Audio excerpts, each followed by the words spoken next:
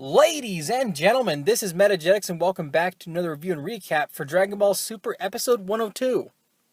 Now, things really do kick off a little bit. It's a bit of a slower pace start for the episode compared to the last few because of the whole Kale rage and everything like that. But in this one, Goku starts off by thanking 17 and 18 for saving him against the Pride Troopers, and they basically say, well, thank us after the tournament. And also, they're starting to disperse, fighters starting to go back to fighting here and there. And all of a sudden, Ribrianne de Chateau from Universe 2, she kind of calls everybody's attention saying, okay, it's time to transform, time to show our power. So her and she's got like two sidekicks. They kind of get into a formation, and they make this big deal about transforming. And it's a real big homage back to Sailor Moon, really. And they start transforming formations, they're announcing what they're doing. And they're all about love and peace and everything like that. There's flowers and hearts and pink and red everywhere. And everybody's kind of just watching it happen. And this is a funny argument because what happens is they're about to transform, and all of a sudden this beam shot goes through, this ki blast, and hits all three of them right in the middle of the transformation. Myself, I got a real kick out of that because, I mean, it makes sense. Why would you wait for an opponent to transform and get full power before you go to take them on? I mean, it doesn't make any sense why you do that. So everybody turns around, and it was Android 17. He's the one that ran up and did the whole ki blast to stop their transformation. And it actually worked. It stopped their transformation, and they're all busted up. And they run up all pissed off that he interrupted their love transformation. And even Topo comes out of nowhere, and he's like, hey, whoa, whoa, whoa, not cool. Not cool to do that. You let them transform, let them do their power, and I'll stop you if I have to. And even Goku stands up for the girls, and he's like, no, 17, that's not cool. They're going to transform, let them do it, and we'll see what they got. And 17's like, well, whatever, okay. So he walks away, and even Beerus is in the stands calling them idiots for letting these girls transform. He makes it a point to say that you should want to eliminate them before they transform. That way you save some energy, you know? Don't waste all your ki or all your stamina on people you could have eliminated easier by not allowing them to transform. So they transform, and Brienne de Chateau, she turns into that chunky Teletubby-looking like warrior princess. And then one of her allies, she turns into almost like a blue animal, like a wolf almost. And the other one turns into this almost like it's like a onesie, almost like a kickboxer. And they all have their special moves. So they kind of split off, and they all start fighting. Vegeta faces off with Brienne de Chateau, or Ribrianne, the chubby one. And they go back and forth, and he notes that her transformation wasn't just for show. And she does this balled up attack where she spins almost like Sonic does, Sonic the Hedgehog. And she wheels straight towards him, and he's about to clash with her. And they're about to trade blows right in the center. And as he's getting closer to her, and he's winding up his punch, all he does is sees her face.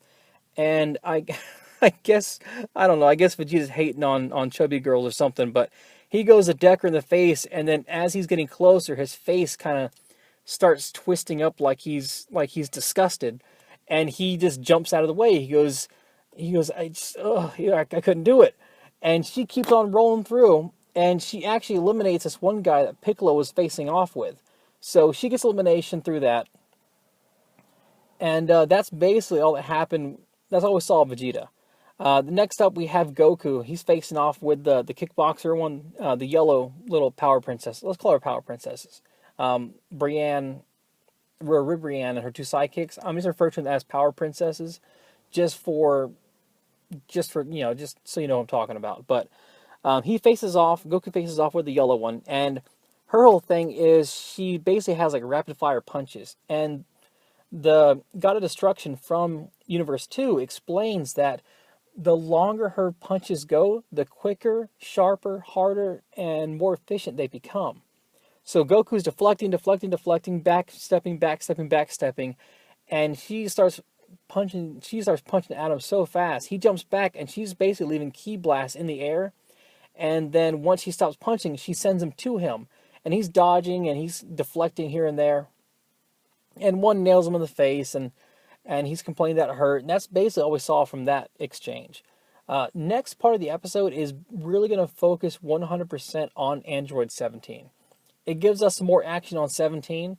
And one quick note before we go to 17 is there's a brief moment where Gohan, Tien, Master Roshi, and Piccolo, they all decide, let's go ahead and just fight independently because we're running out of room to stay in formation. So, okay, I get that. And also, once all three of the Power Princess transformed, Ribrianne, the chunky one, she started doing this big giant heart attack where it was almost dropping like heart bombs to the arena. And it was basically like a pheromone to where once you smelled it, you became enamored or you became infatuated with the girls, and it kind of made you sluggish. But Whis mentions that all the warriors from Universe 7 are so stoic that it kind of doesn't really affect them. And if Master Roshi had not gone through that, quote unquote training with Puar in that room, that was a little creepy for my liking.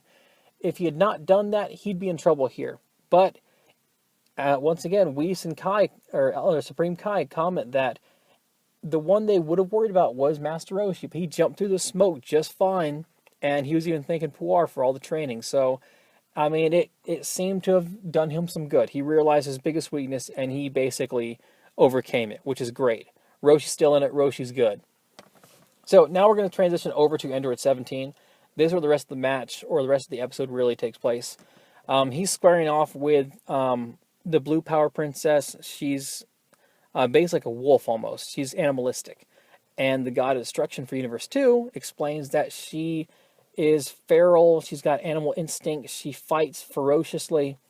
And she's jumping around, bouncing off all the debris, trying to get an angle on Android 17. And they exclaim that her reflexes and her stamina is so high, her opponents always run out of stamina. Now, normally this might be a problem for just about anybody, except for Android 17 and Android 18, because they have unlimited stamina. Their power is unlimited. They have that core. And, they're artificial humans. And that's where Android 17 gets the edge on her. First, he's not really taking her too serious. He's dodging. She's getting little scratches and cuts on him here and there, but nothing serious. And this is where he gets her. He does a bait and switch, because what he does is he feints like he's losing stamina. He's getting tired and worn out. And she goes in for the kill. She lunges at him, and all of a sudden, he starts glowing green, and boom, he wrecks his barrier. He kind of bulks up with his barrier.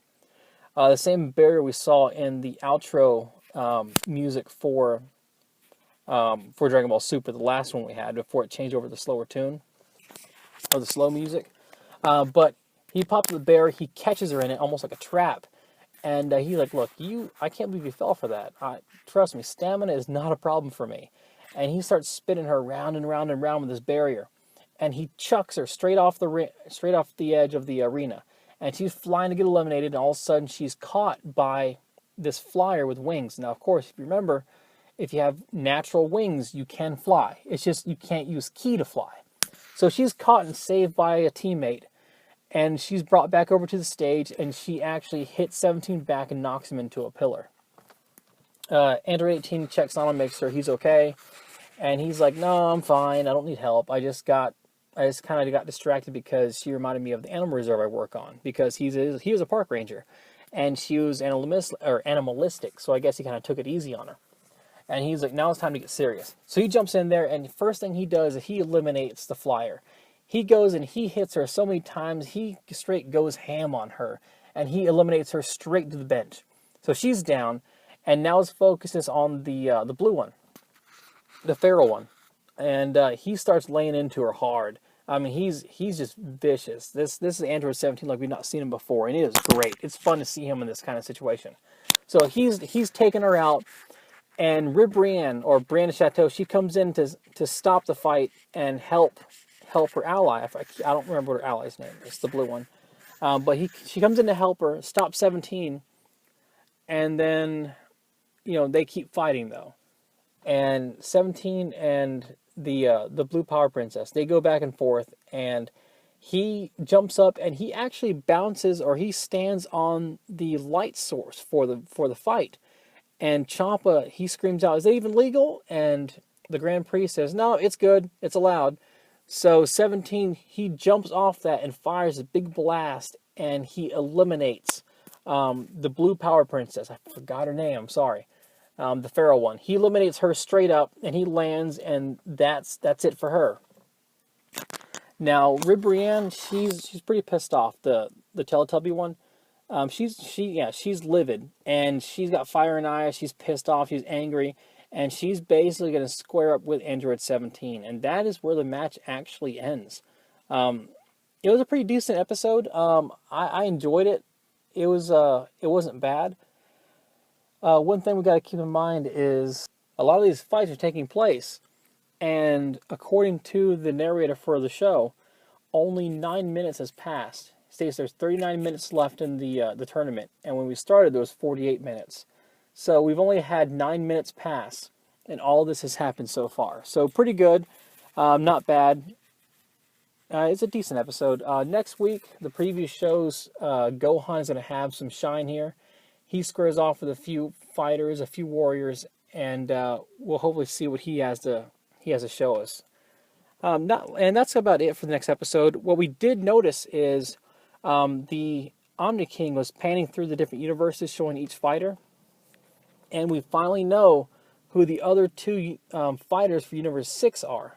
It was finally revealed, almost like an Easter egg you had to find. But the other two remaining fighters for Universe 6 are Namekians. It's two different Namekians. I don't know their name. I know there was a leak about it before, or earlier today or yesterday. There was a leak about the two Namekians for Universe 6. So we'll be able to